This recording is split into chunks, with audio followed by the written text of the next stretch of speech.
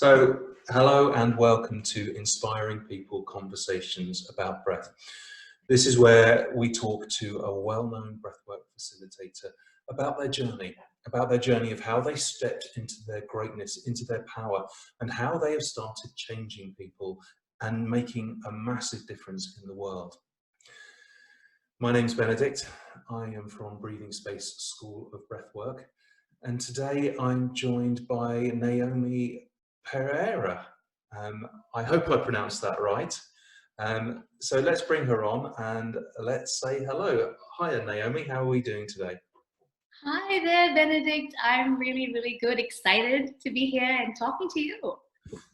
Me too. Is it okay if we start this interview just with taking a breath together? Just something simple and just to bring us together. And if you're watching this live, you take a breath with us as well. Maybe let's take a few actually.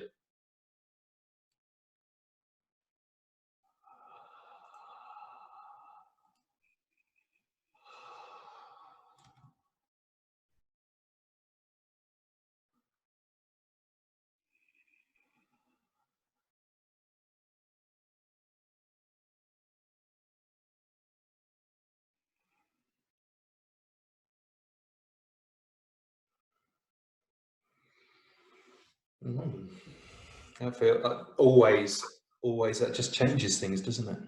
It does. Always. So in these interviews, Naomi, I want to inspire people about breathwork.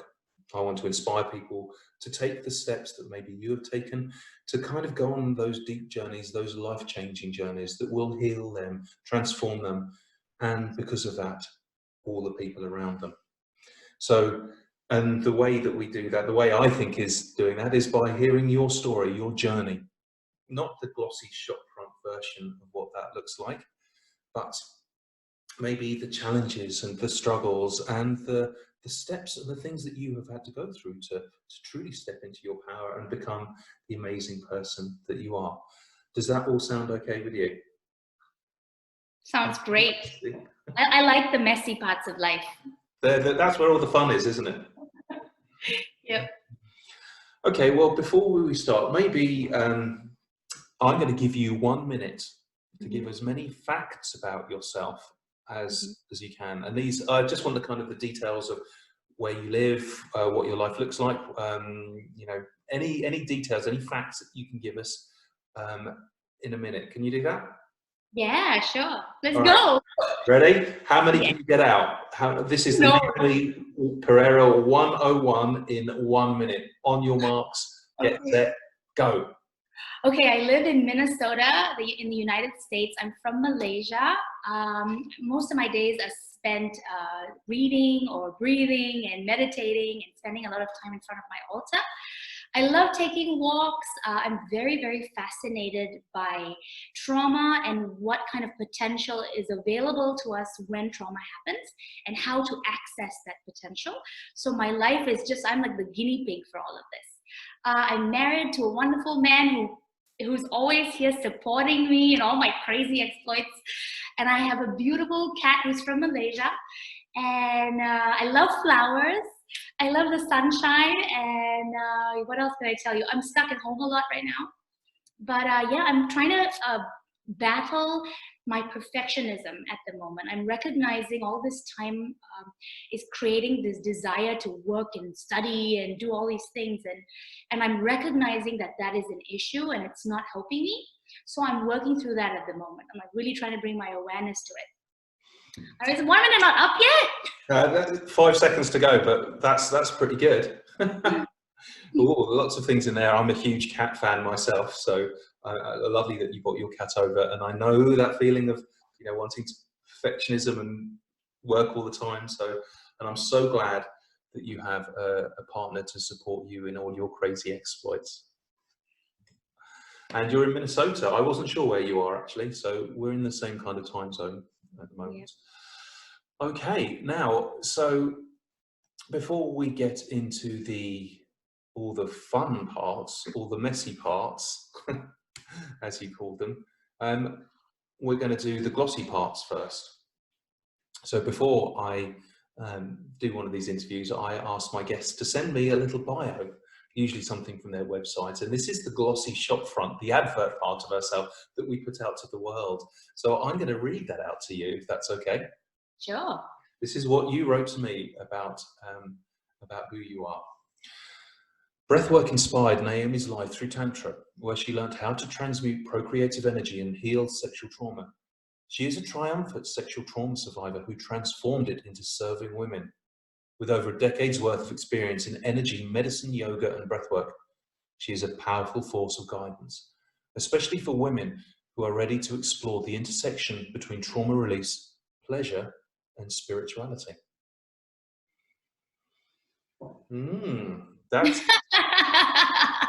That's a pretty good one, actually. Was it? Okay, thank you. Yes, I mean, because you're not afraid to talk about sexual trauma, for instance, which is something, it's a bit of a taboo subject. It's something that people are really careful around. So first of all, I have to say, like, even in your glossy shopfront version of yourself, you're putting that right in center. You're putting your vulnerability right in front of everyone and saying, actually, this is a strength. So I first of all have to just like bow down and recognize that is really impressive and just inspiring. Hearing that you saying that is inspiring. So thank you, Naomi. Thank you. And how does that feel when you hear that read back to you? It feels powerful, and it feels like it resonates because I know that path. I know that I had to go through a tremendous amount of pain to come out on the other side the way that I am. And I did, and I live in those intersections. There, I'm deeply spiritual. So when I talk about pleasure and spirit being one, I'm not talking about this because this is like how Tantra's sold, like just a sexual thing. It's not. It has such a huge amount of knowledge and wisdom, a body of knowledge and wisdom that can transform very, very difficult, deep, powerful, traumatic experiences into something else. So I love the fact that I can share that. I believe that I'm here for that reason. All that trauma happened so that I could deliver this. I could find the way to work it, navigate it, and share it with others. So, I'm grateful. I'm grateful for the trauma. I look back and I think I'm thankful I had all those experiences because they made me who I am. Well, that's a very, very, very wise and experienced, wisdom. I'm just getting wisdom from that. So, okay. So before we get on to that, though, I'd love to hear about a Malaysian girl in Minnesota who loves running, and I'm guessing has just come through a Minnesota winter. I'd love to hear a bit about your journey. And, I'm a huge fan of Malaysia as well. I went there in my early 20s and I fell in love with the country. So what I'd like to do, if this is okay, is to maybe talk through your kind of story and your journey, not just through trauma, but actually your kind of wider journey of life. And so maybe let's start at the beginning. And what was life like for little Naomi in Malaysia all those years ago? Paint us a picture of what your life was like when you were little. Okay, when I was little, we lived in like an area that was really undeveloped. And so it was just like wild jungle and huge iguanas and monkeys in the trees that would taunt our dogs and like crocodiles and just wildlife everywhere and snakes everywhere. So it was very vibrant in that sense as a young girl, just like, well, we were actually from the city, but my dad wanted us to live and have this very like wild upbringing, so we went and lived far away somewhere. So it was really beautiful. We had a very, very active outdoor life, fishing and walking in the jungles and climbing trees and things like that. So it was really fantastic. Yeah, that was what that was what it was like before I turned maybe 8 or 9. That sounds absolutely magical. That's the kind of the Jungle Book kind of childhood that people dream of. So tell us about your family then. You've mentioned your father, but tell us about who the other people were around you at that time. Sure. So I have a wonderful mother. Oh my gosh, she's just such a powerful woman. And then I have two brothers and then me. And one brother's already passed away. Okay. And so tell us about little Naomi. What was she like back then? You told her kind of where she lived and what she was like, but what was she like as a little girl? What did she love? Oh, little Naomi is very similar to big Naomi. I love the little things in life, enjoying like a flower petal or the sun, and just like so joyful inside. So I was just rolling around in the dirt and playing with wild animals, trying to make friends with goats and birds. And I was just a real tomboy too, because I had two brothers. Growing up, they were very, very tough on me. They were like, no, no, no, no, we're going to make you do everything. So I also had this very tomboy-like side. Okay. I can see the joy and the energy that little Naomi had, because she's here with us now. But what about some of the challenges that she found? What are the struggles that little Naomi had? Wow, little Naomi's struggles. Little Naomi, I just always had so much spirit and joy. And I didn't, at a very young age, I mean, I can't help it, but the trauma started happening very young for me. So very quickly, it started to corrupt my point of view. It was when I was 8 or 9.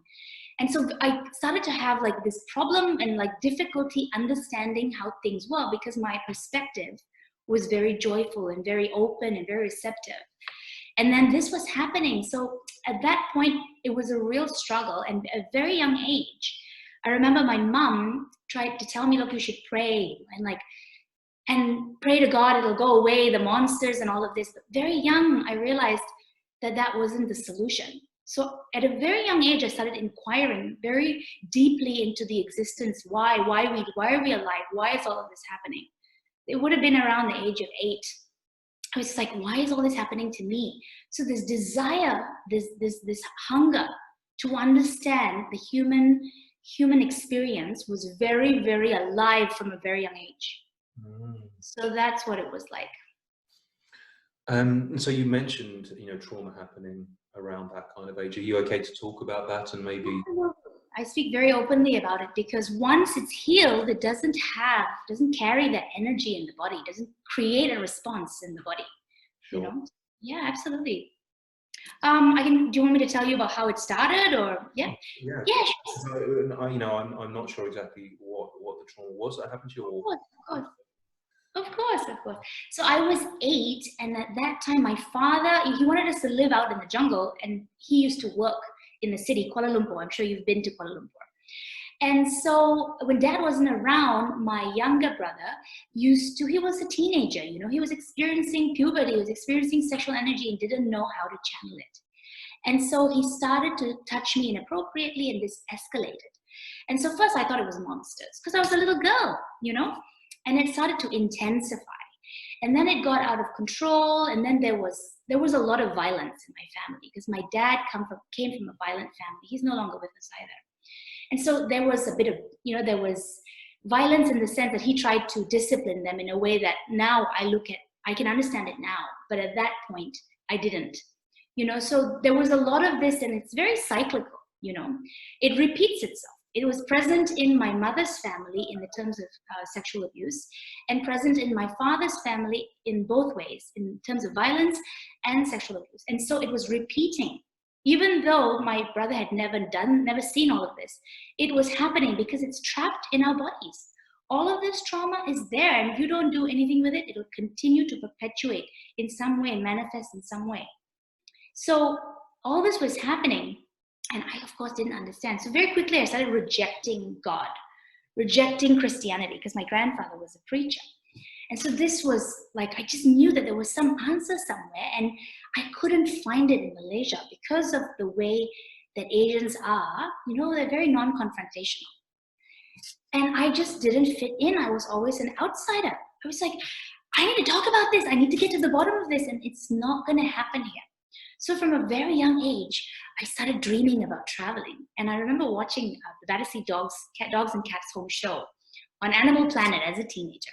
And I was like, oh my God, I gotta go there. And so I had this dream from a very young age to go and live in England because I really loved the music and the dance scene. And I wanted to go there for all the festivals. And I ended up there one day and started working at the Battersea Dogs and Cats Home. And that was my first desire to help others who have suffered trauma. In this case, it was animals. My heart went out to them. I really wanted to help. So this traveling continued and continued. I just didn't go home for about 10 years. I lived all over Europe, and then I got deported. And then I finally went home. And when I went home, I had to make peace with all of that. And so then I was sexually abused once more by this same brother as a 30-year-old, which is an entirely different experience.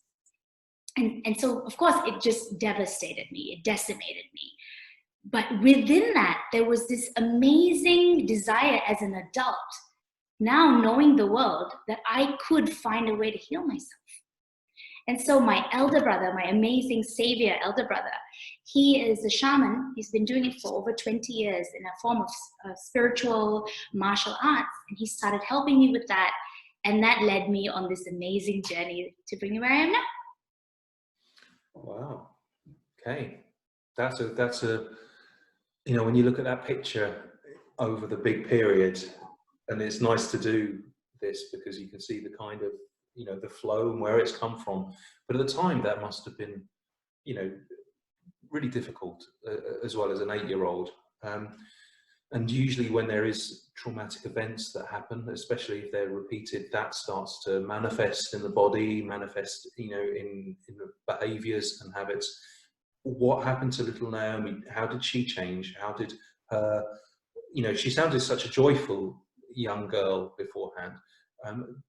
Were there any changes that she went through? Maybe. Oh my, she got raging angry. I was so angry for so long, and I didn't know how to deal with it. It was just a tremendous amount of rage, and I became aggressive. And I've always known that I've had a tremendous amount of sexual power. I didn't call it then sexual power. I knew I had a source of energy I couldn't identify, and I knew it was limitless. And so I used to just push myself into very, very challenging, high-risk situations, and indulge in high-risk behaviors. And so I was just pushing myself in just completely fearless, you know. And it's a wonder that nothing terrible happened to me, you know. But like, I had to go through that. I had to push myself. At that point, I didn't understand that there was a way to harness all this anger. There was a way to harness all this power I knew I had. And there was a way to channel it. And so, you know, it was this incredible journey, and it took the last time for me to go back home and to have that experience again, to have it become so fresh and new, to then be like, okay, now I'm devoting all this energy and all this potential I have, all this passion and anger into this one purpose. And that is how I did it for 10 years, you know, and that resulted in what I do today. Okay. So rage and anger, the powerful things to feel when you're young. Yes. Really powerful.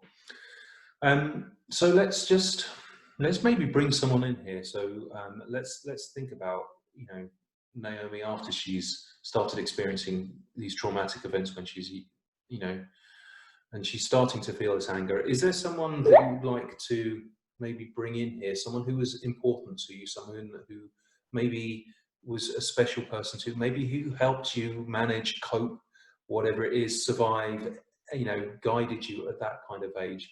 Is there someone that springs to mind that you would like to bring in here? Oh, absolutely. It's my elder brother, John Dev. Yeah, you mentioned him actually. So he was amazing. Yes, he was always there. Also a very spiritual being, lifting me up and showing me the different ways of approaching the issue, because the trauma was in his body as well. Yeah. You know? So he found these ways to help me, and he saved me so many times, like only an amazing brother could.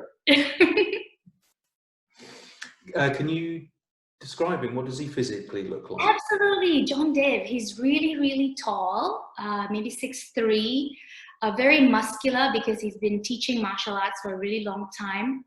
Very joyful, very peaceful, and very, very silent. You know, he practices meditation for like 6 hours a day. So when you come into his field, you'll notice right away how everything calms down. And that's a beautiful thing about this amazing human being that I call my brother. Wow, what a gift to have an older brother who, when you are around him, time slows down. That's an incredible family member to have.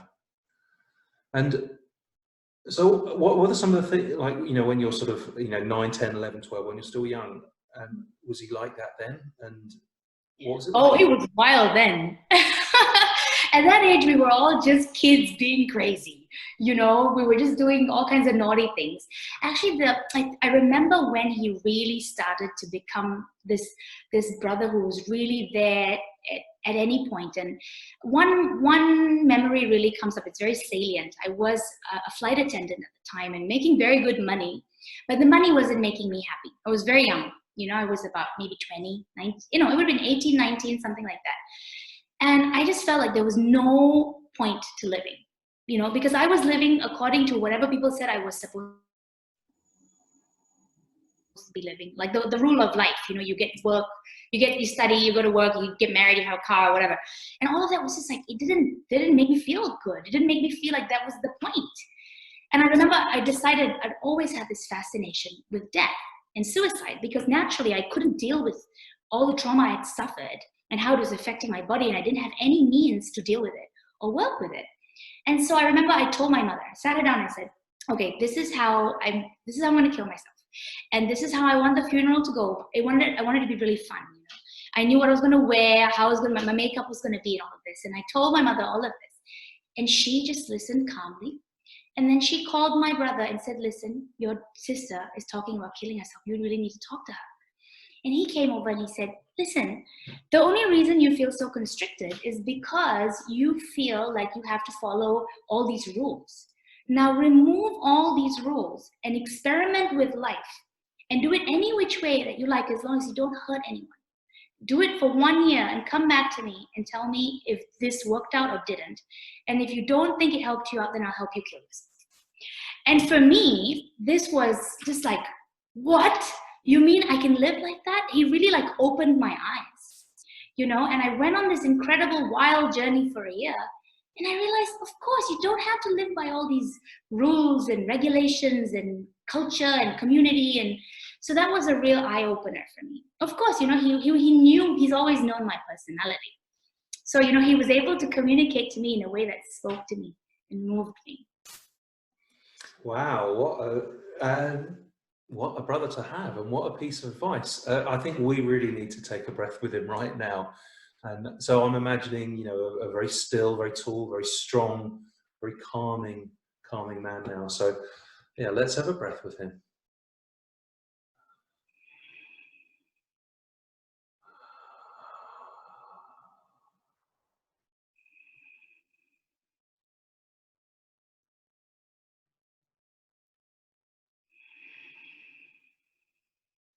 And John Dev, did you say his name was? Mm-hmm.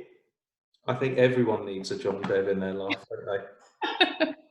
Indeed. An older brother who's a shaman and a warrior to look after you. I think we all need that.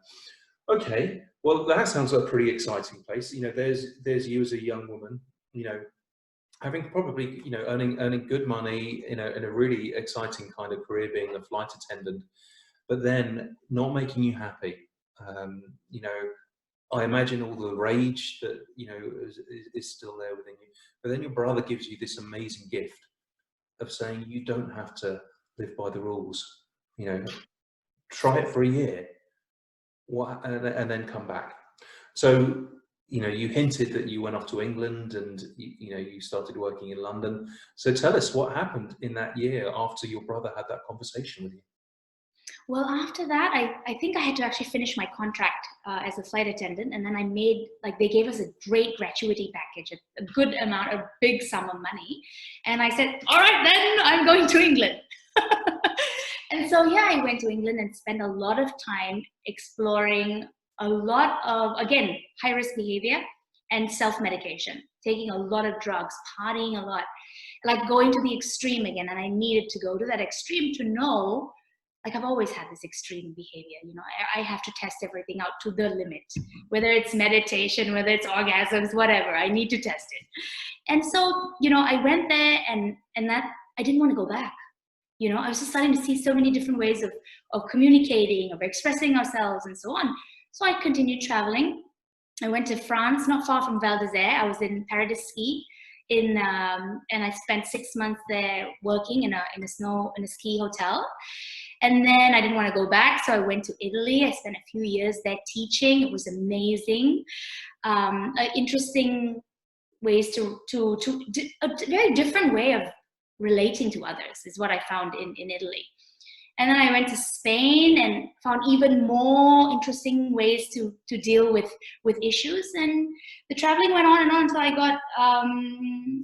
I got deported, which was, again, an amazing, incredible experience, because it was like an ego death, you know.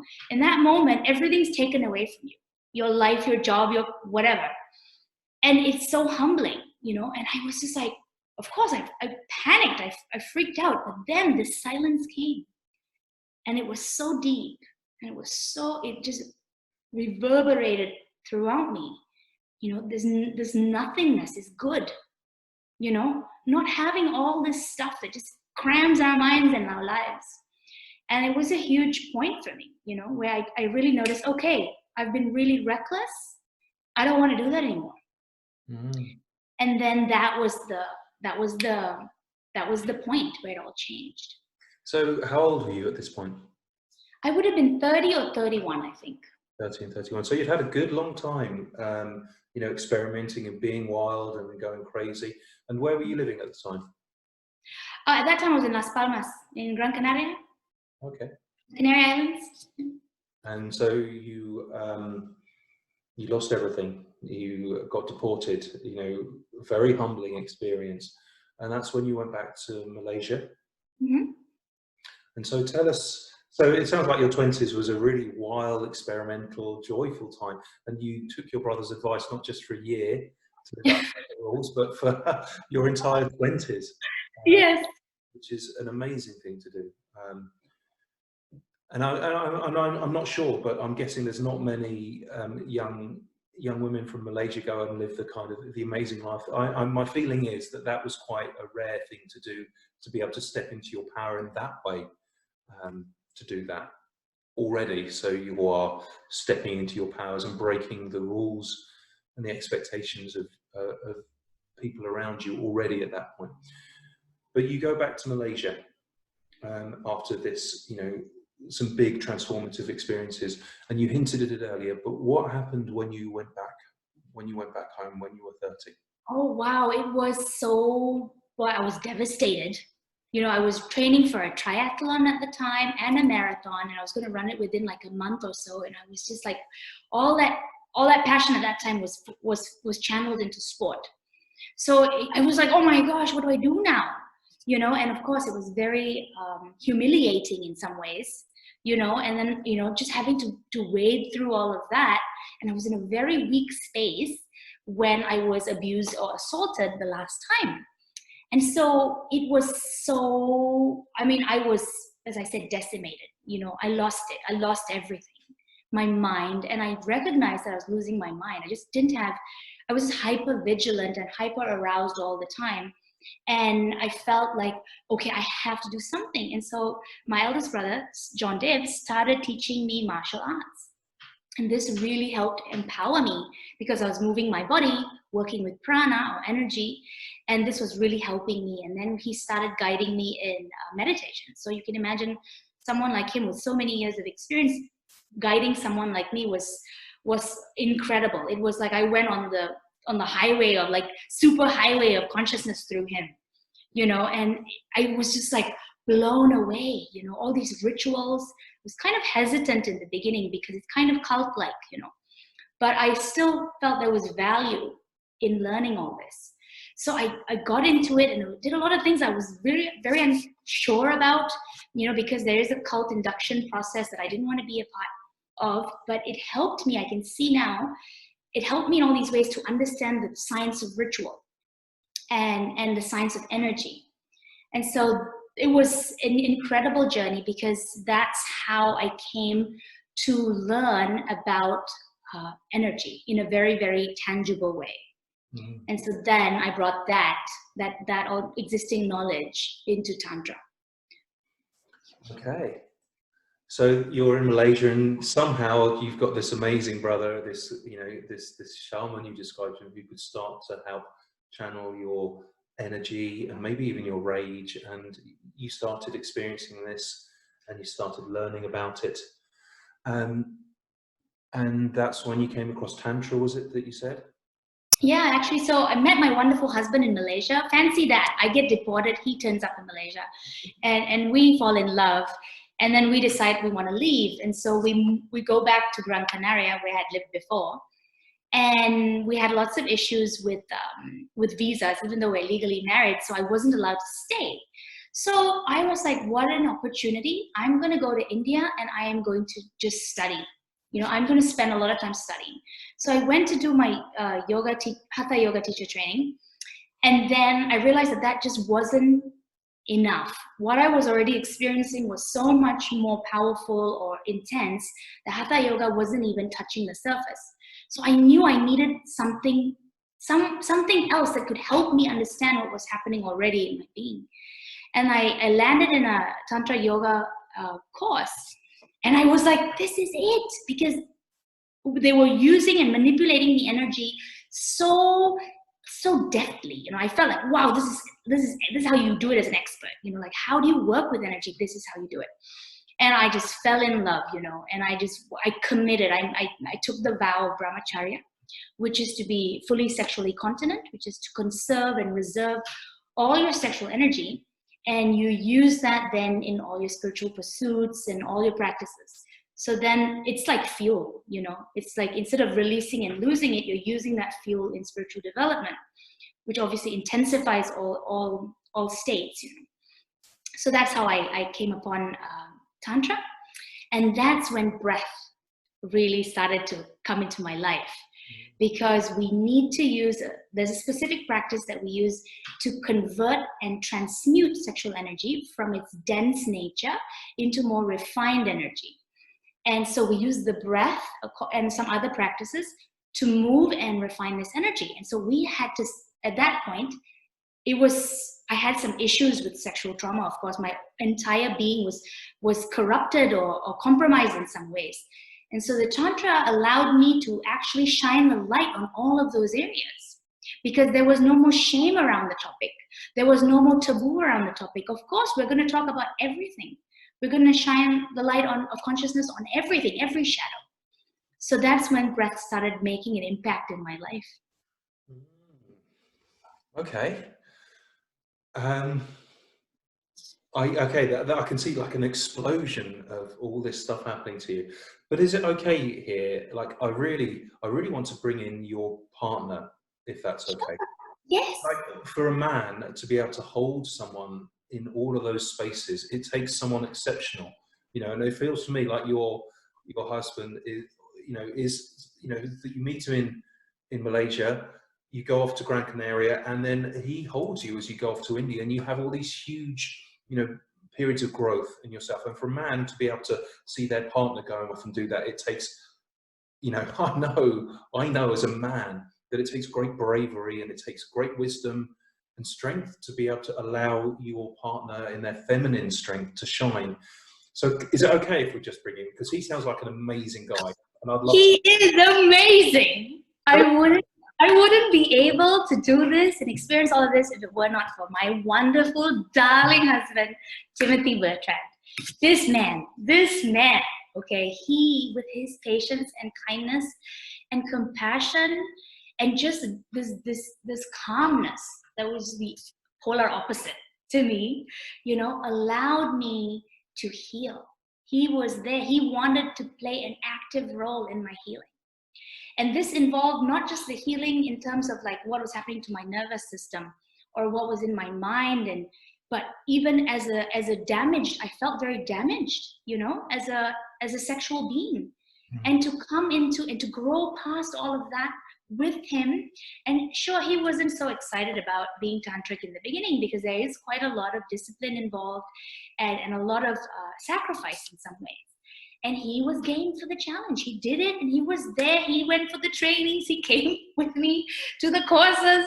We went and lived in a silent meditation center in France for 3 months, and we just did that together and explored that. What a man, what a gift this man has been to me. What's his name? Tim Bertrand. Tim Bertrand. Yeah. Okay, can you describe him, and then we'll have a breath with him to really acknowledge. Sure. Well, Tim is like super calm, and he's a beautiful, beautiful man. So gentle, so soft, and yet so strong in his presence, And just, my gosh, I don't know if I could ever meet anyone who's just so beautiful and kind and patient. What a gift this man is. Let's have a breath with him then, to acknowledge that.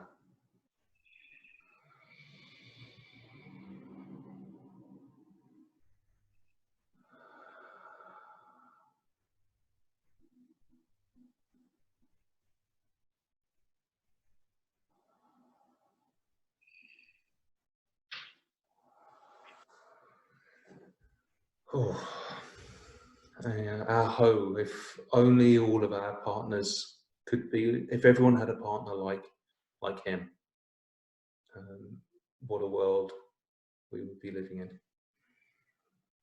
And I'm also lucky I have a partner as well who supports me in every single way, kind and patient as well. So that really, I couldn't be here without her. So. You know what I'm talking about. You know what you're talking about. I know absolutely what you're talking about. So, you started telling us about your experiences in India through Hatha Yoga teacher training, and then Tantra Yoga teacher training, and then also doing that journey with your husband in an island and in Gran Canaria. Carry on, tell us more. Well, so what happened in India was when I was already experiencing all my chakras, but there was one chakra, Swadhisthana, the one that's in the lower belly, that for some reason I couldn't activate. And I could manipulate energy in other ways, but this one I just couldn't crack. And as soon as I got into the course, I started doing the first week course, it started clearing and I started experiencing a huge, immense amount of energy. And I was like, whoa, like all of this is just like been trapped there, And so then we started with this breath practice, which is like the essential. It's like you can't transmute sexual energy without it, not to this degree. And so doing it every day, I started to recognize how different my being was changing, like I could actually acknowledge and observe different parts of my being changing in a positive way. And then I actually witnessing the trauma leave or witnessing the trauma come up, just like in breathwork, right?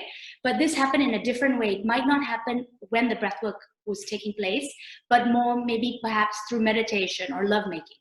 Then because it's already agitated, right? Then a little activity can just bring it to the surface. And so I was reading through all of that, and it was just such an incredible journey. People have so much fear around sexual trauma because there's so much of that fear trapped in the body, right?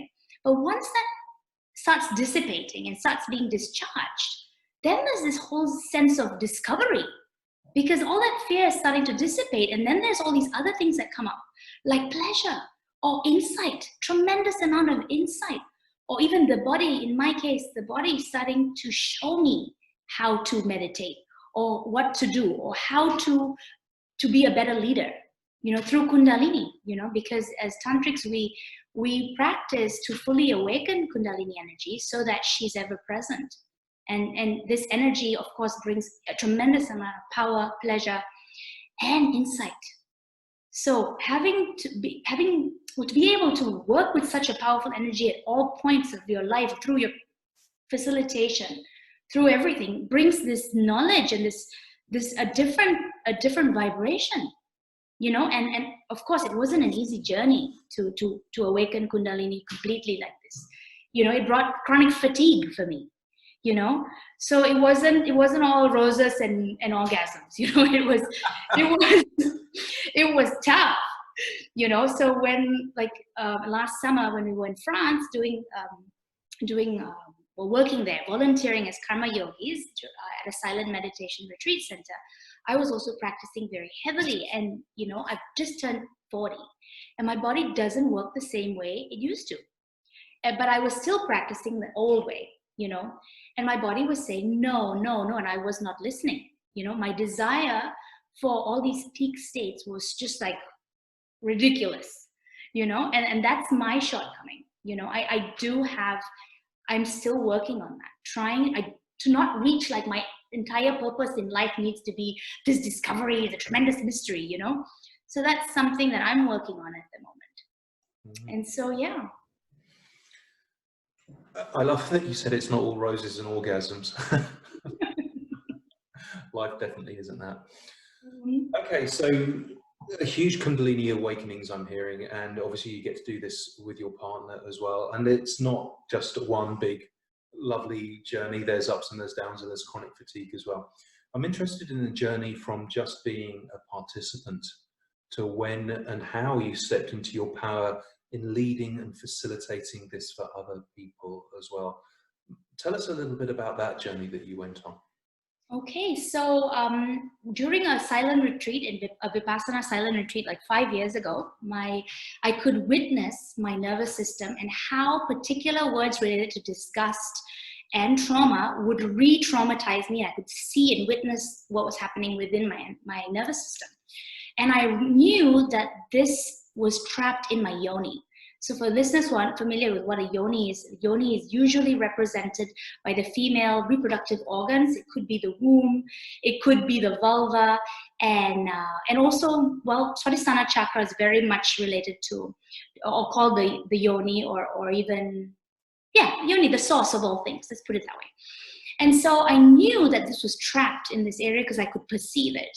And so I decided then that I was going to do a ritual to release that and to really embrace and love myself, all parts of myself, especially where all this trauma was concentrated over the years and years of trauma and stored in my yoni.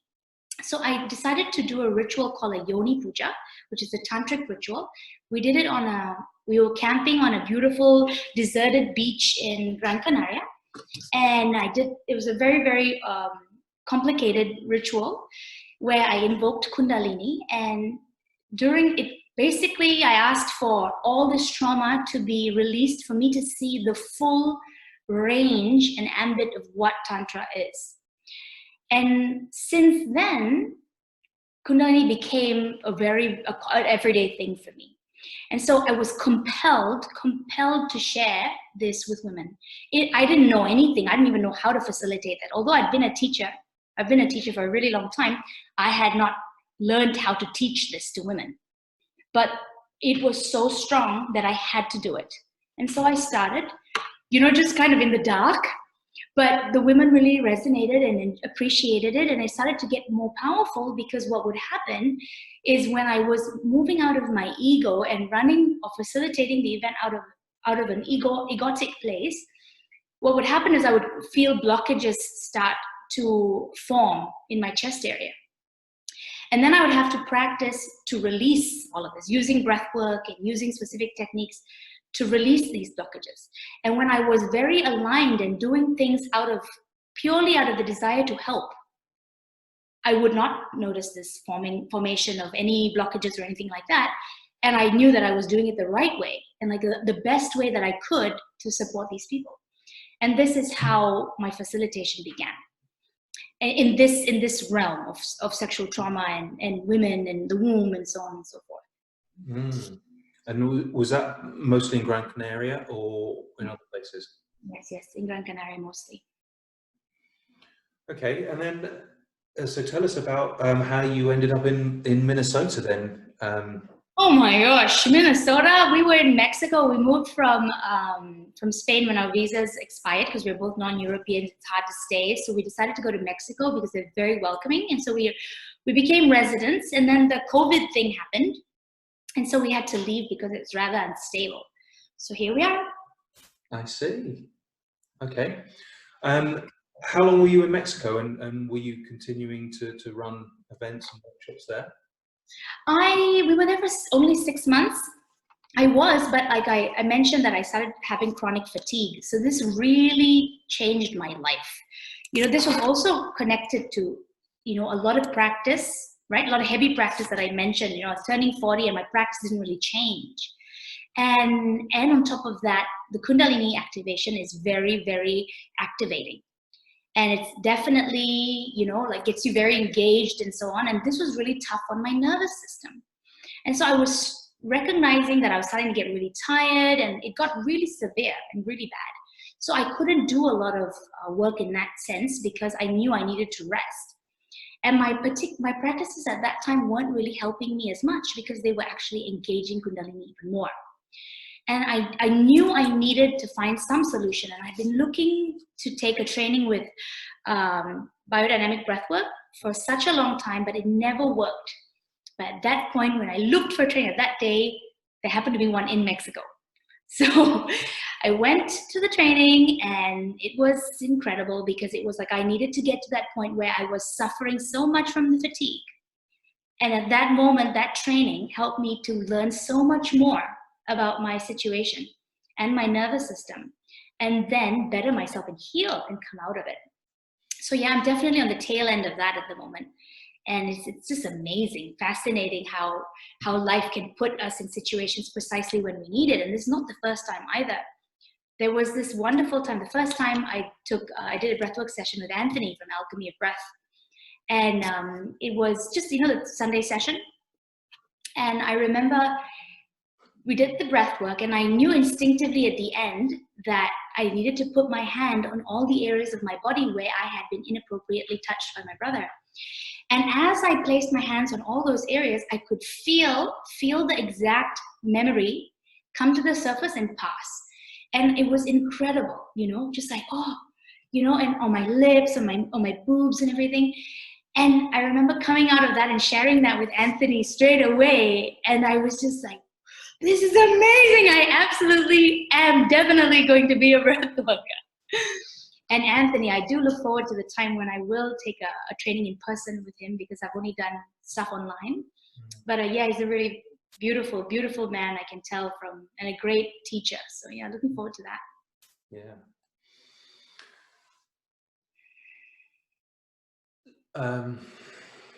Yes.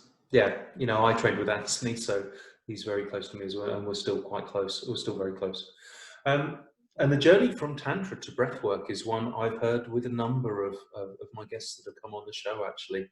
Now there seems to be a beautiful transition between the two. So what does your life look like now, and what are you offering at the moment, Naomi? Well, I am running the last session of my embodied and erotic breathwork this Saturday at 10 o'clock Central Time and 4 p.m. UK time. It's the last session because, well, I really feel a great desire to go inward and meditate for a week. And so I'm planning on doing that afterwards. But yeah, in this session, it's been really amazing. It's mostly women join because of my desire to help women, but some men join too. And it's, I think, very fascinating for people to realize that you can experience pleasure without anyone else being there. It doesn't have to actually be crass or, like with that intention.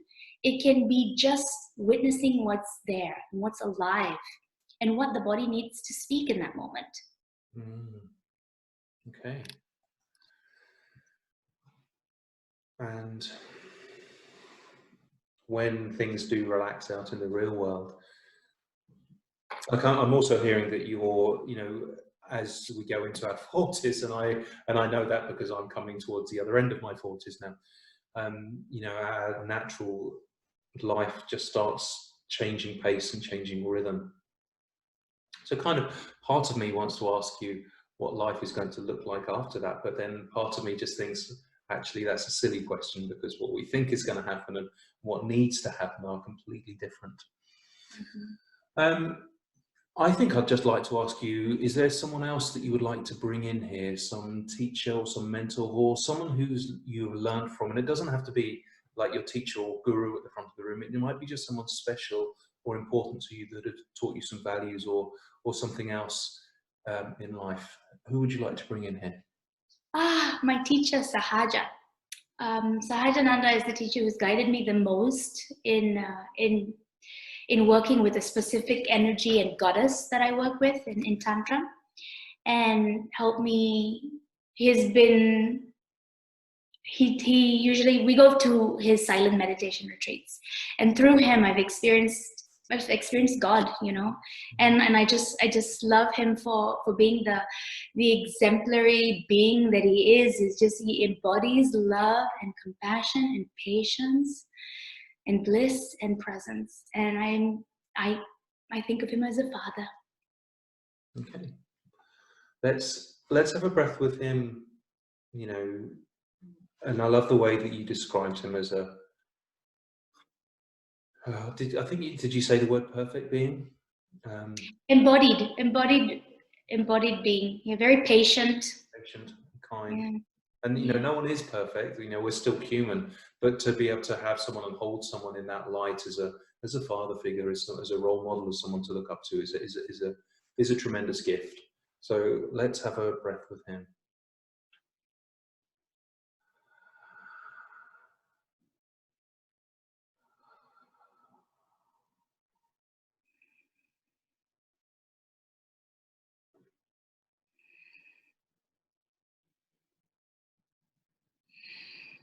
No, he taught me how to love so deeply. I love him so much.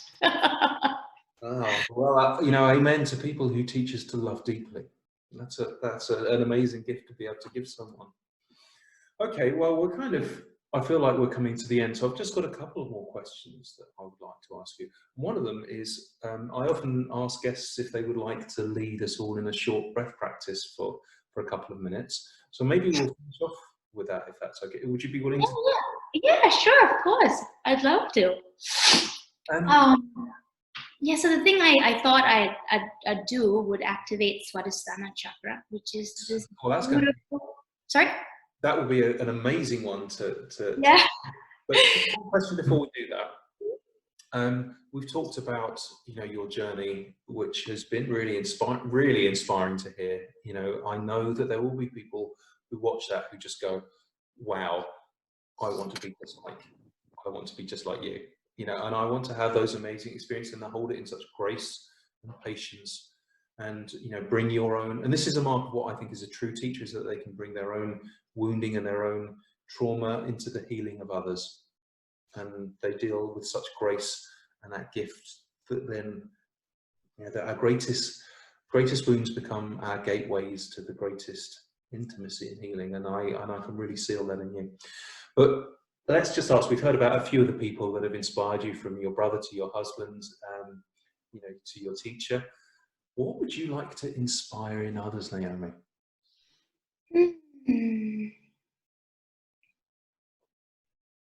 I would like to inspire people to recognize that the heart is not merely an organ, and it is a place of infinite wisdom and infinite joy. And the greatest and biggest resource and greatest wisdom that we have.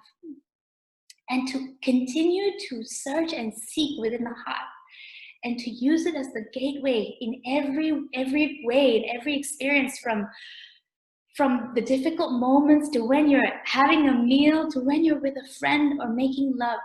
Use this beautiful gateway to everything, to the infinite. So our heart is not just an organ, it is a gateway to so much joy and pleasure and peace and happiness to everything. Yeah, let's have a breath with that, shall we?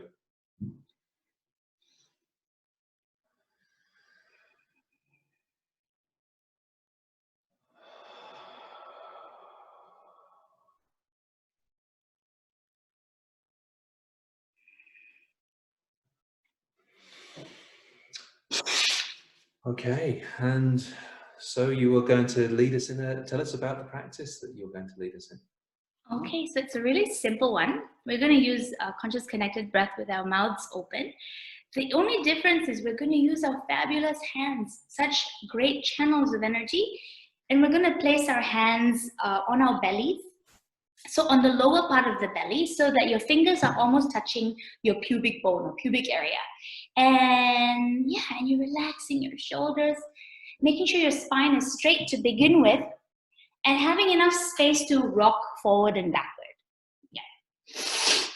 All right. So we're just going to take 10 breaths, more or less, with our mouths open, and really keeping and holding our attention in Swadhisthana, in this chakra, in this area, just seeing what develops. All right, and I will guide as we go along. So let's relax. Really softening the body, allowing whatever's there to move as we start to breathe deeply through the mouth. And rock forward and backward.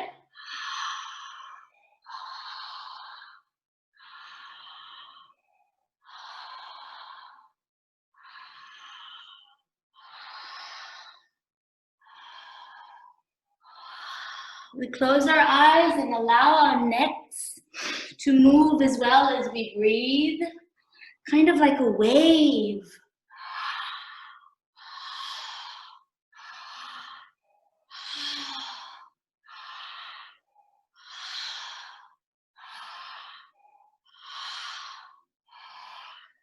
Very, very soft, allowing the thoracic area to move as we breathe.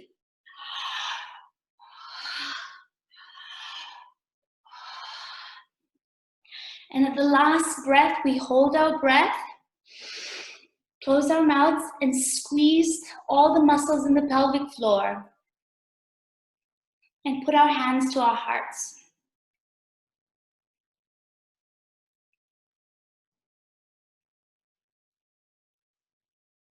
And we release the breath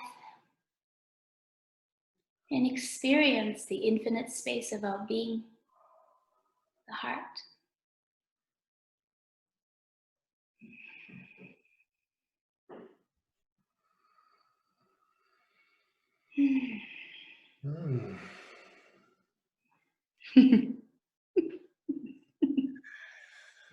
Oh, what a great way to finish our interview today. So Naomi, is there anything else that we need to talk about or you need to say before we start to wrap up? Yeah, I just feel that I'd really like to share that we are made to heal. Whether it's from a flu or from an injury or whether it's trauma, we are made, we have everything to do that, you know, and that is our birthright.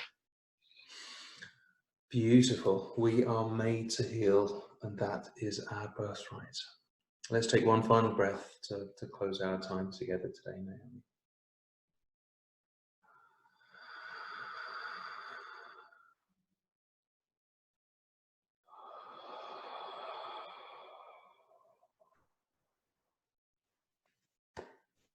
Thank you for coming on the show, Naomi.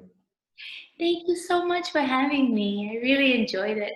Took me to some places I was not, like I totally didn't expect to go, and it was really beautiful. Thank you so much.